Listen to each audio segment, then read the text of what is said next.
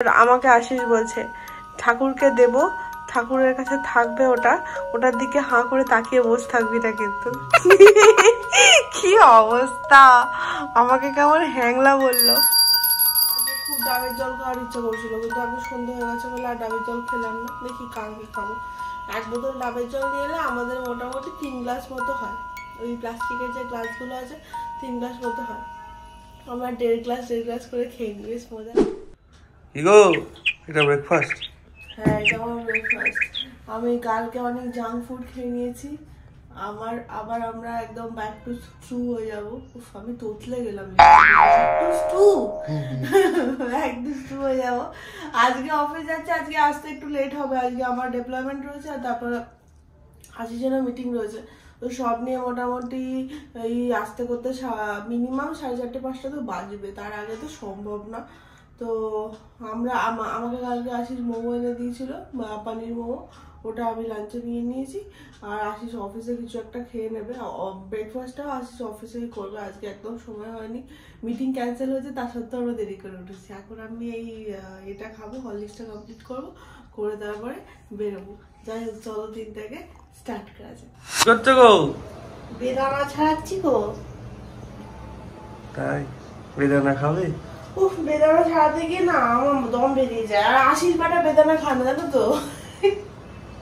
ও একদম বেদানা খায় না। ওকে একটু আগুন নিয়ে যা। আমি আগুনটা নিয়ে হ্যাঁ, আমি আগুন ধুয়ে দিচ্ছি।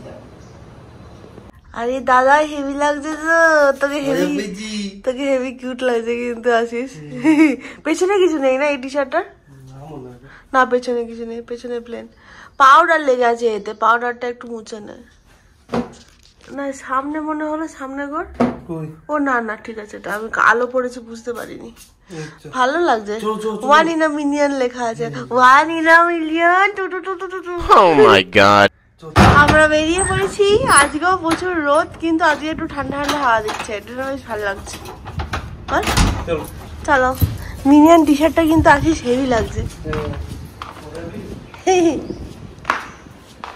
আমরা ফাইনালি বেরিয়ে পড়েছি। আসতে আবার তাড়াতাড়ি অফিস থেকে ফেরার ব্যাপার নেই, আজকে আসতে করতে একটুখানি লেটই হবে, দুজনেরই প্রচুর কাজ আছে। চলো যা যাক। তোমাদের বললাম না যে তাড়াতাড়ি বেরোতে পারবো না, বাট আলটিমেটলি একটু তাড়াতাড়ি বেরিয়েই যাচ্ছি, মানে খুব তাড়াতাড়ি না, দুপুর গড়িয়ে গেছে এখন। চলো, বাড়ি আমরা চলে এসেছি। হ্যাঁ, আমার একটু পেট ব্যথা করছিল, আমি যেন তাড়াতাড়ি করে বাড়ি চলে আসতে বললাম আশিসকে। আমার ডেভেলপমেন্টের মাঝখানে উঠে চলে এসেছি আমি। এখন আমার কাজে বসতে হবে। চলো চলো। যাবে না মিষ্টি কিনতে? মিষ্টি কেন? ঠাকুরকে মিষ্টি দেবো না, কালকে দেওয়া হয়নি। ডাবের জল খাবে তুমি বললে আবার। ডাবের জল রাত্রিবেলা পাবো, আর 8টা বাজে। আচ্ছা চলো তো, আমি তোকে বললাম আমাকে একটুখানি এনে দিতে দুপুর বেলা। কাছে চল চল চল। চুলটা বাঁধবো না। কি আসিস? কে সাড়ে ঘা হচ্ছে? আমি সাড়ে ধা বলতে যাচ্ছিলাম। কি অবস্থা। আর তারপরে আবার এরকম রাত্রি আমি সাড়ে ঘামাবা একটা লোক। বাবা, এটাতে না যে কোনো দিন আমি উল্টে পড়ে যাবো, দেখবি আমার দাঁত মুখ ফেটে যাবে।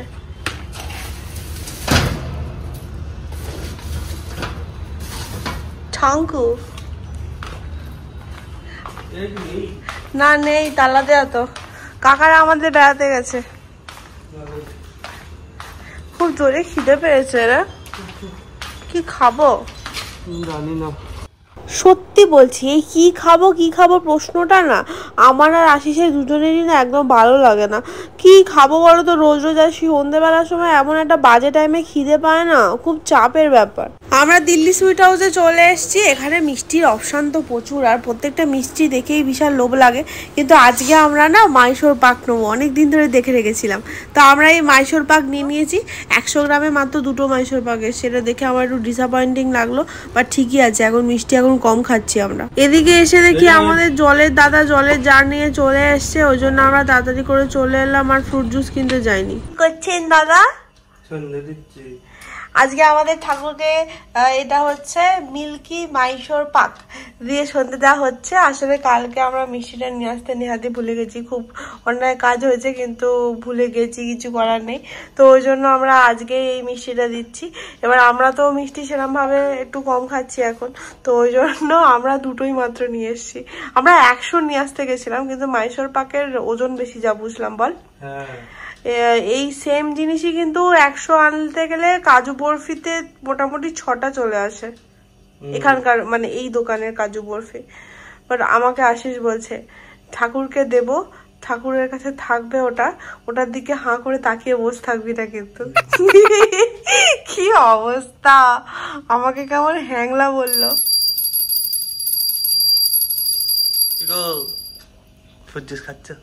হ্যাঁ, এটা ওয়াটারমেলন জুস।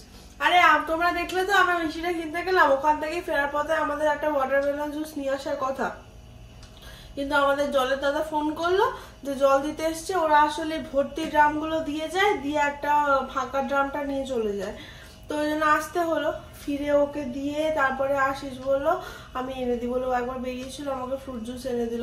আমার আজকে খুব ডাবের জল খাওয়ার ইচ্ছা করছিল, কিন্তু এখন সন্ধ্যা হয়ে গেছে বলে আর ডাবের জল খেলাম না। দেখি কালকে খাবো। 1 বোতল ডাবের জল নিয়ে এলে আমাদের মোটামুটি 3 গ্লাস মতো হয়। ওই প্লাস্টিকের যে গ্লাসগুলো আছে 3 গ্লাস মতো হয়।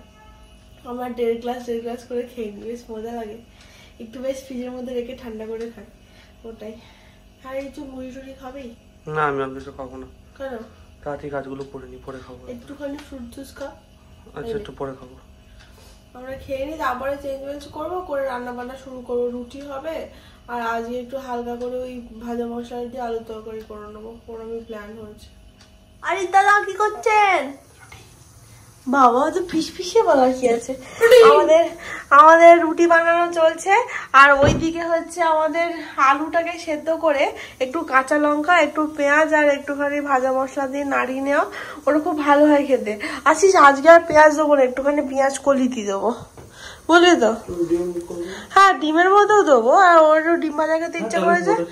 হ্যাঁ, পেঁয়াজ কলি বেশি নেই, আর পেঁয়াজ কলিটা দিয়ে ডিম ভাজা করবো, আর এই তরকারিতেও পেঁয়াজ না দিয়ে পেঁয়াজ কলি দিয়ে দেবো, খেতে খুব ভালো হয়। কিন্তু আমাদের ভাজা মশলা শেষ হয়ে এসছে। আসিস আমাকে একবার মনে করাবি, রবিবার বানিয়ে রাখতে হবে 1 ডিপে। হ্যাঁ, ওর এটা রুটিটা বানানো হয়ে গেলে আমি তরকারিটাতে ওই সেই দিয়ে দেবো, তড়কা লাগিয়ে দেবো। একদিন না তরকা খাবো, আমি অনেকদিন তরকা খাইনি। বলছি বানাই, তুমি তো খেতে চাও না। একদিন তরকা খাবো, অনেকদিন খাইনি। পেঁয়াজ দিয়ে রুটি খেতে খুব ভালো লাগে তরকা দিয়ে। আমাদের বাড়ির ওখানে একটা তরকা বানায়, সেরা বানায় না। আমার শ্বশুর বাড়ির ওখানেও একটা তরকা সেরা বানায়। এই আমার বাড়ির ওখানে, আমি তো বিয়ে আমার তো কদিন হয়েছে, তা তো সারা জীবন তো আমার বাড়ির ওখানকার তরকারি আমি খেয়েছি। আমার বাড়ির ওখানকারটা তুই খেয়েছিস? না খেয়ে বলছিস কেন? কবে খেলি? মিথ্যা কথা বলিস কেন?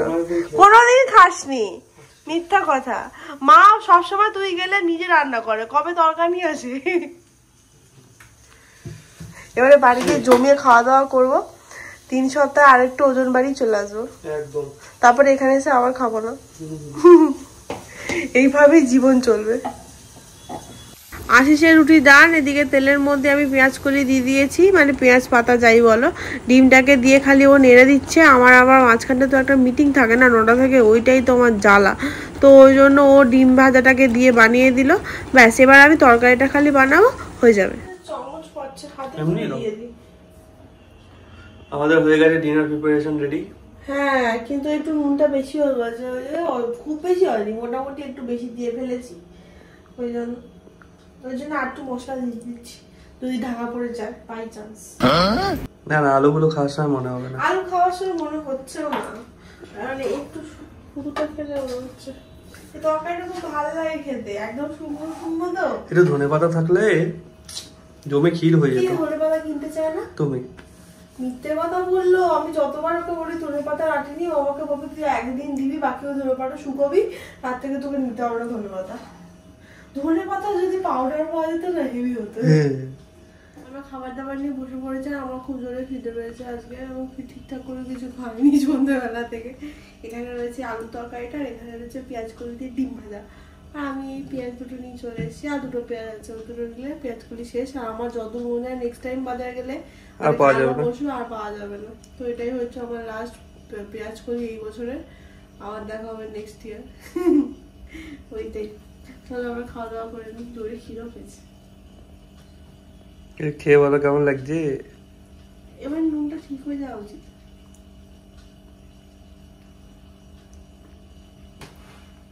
আলুটা কামড় দিলে নুনের অসুবিধাটা হচ্ছে না। খাওয়া দাওয়া করে আমরা চলে এসেছি, আর আশিস আবার এখন বসবে এখন কাজ করতে। বাবা আমার ভালো লাগে না, ও রোজ রাত্রিবেলা কি শুরু করেছে ভগবান জানে। ও রোজ রাত্রিবেলা বসে বসে এরকম কাজকর্ম করে ঝামেলা করে, আর অনেক রাত্রি করে ঘুমোতে আসে। আর যখন ও ঘুমোতে আসে তখন আমার ঘুমটা ভেঙে যায়, আর তারপর আমার আর ঘুম আসে না। কি জ্বালা বলো তো। কালকে দিনটা গেলে আছে, আমি না ওকে বলছি আমার শরীর বইছে না, আমার মনে হচ্ছে কালকে আমি ছুটি নিয়ে নিই। ও আমাকে বলছে প্রত্যেক উইকে তোমার সোমবার আর শুক্রবার মনে হয় ছুটি নিয়ে নিই। এটা কিন্তু সত্যি কথা, কাউকে একদম আমার অফিস করতে ইচ্ছে করছে না, আমার করেই নেবো। বাড়ি যাবো তখন তো অনেক কয়েকটা ছুটি নেবো, আবার পুজো আছে, পুজোর সময় লম্বা ছুটি নেবো। লম্বা ছুটি না, ওয়ার্ক ফ্রম হোম করবো, বাট ছুটি নেবো কিছু কিছু। তো ছুটিগুলো আমাকে একটুখানি বাঁচিয়েই রাখতে হবে। যাই হোক, আজকের ব্লগটাকে যদি এখানেই শেষ করছি, ভালো লেগে থাকলে প্লিজ লাইক শেয়ার কমেন্টে সাবস্ক্রাইব করে দিও। আর যদি কোনো সাজেশন থাকে তাহলে অবশ্যই কমেন্ট বক্সে জানিও। ঠিক আছে, সবাই তুমি খুব ভালো থেকো, সুস্থ থেকো, টাটা, গুড নাইট।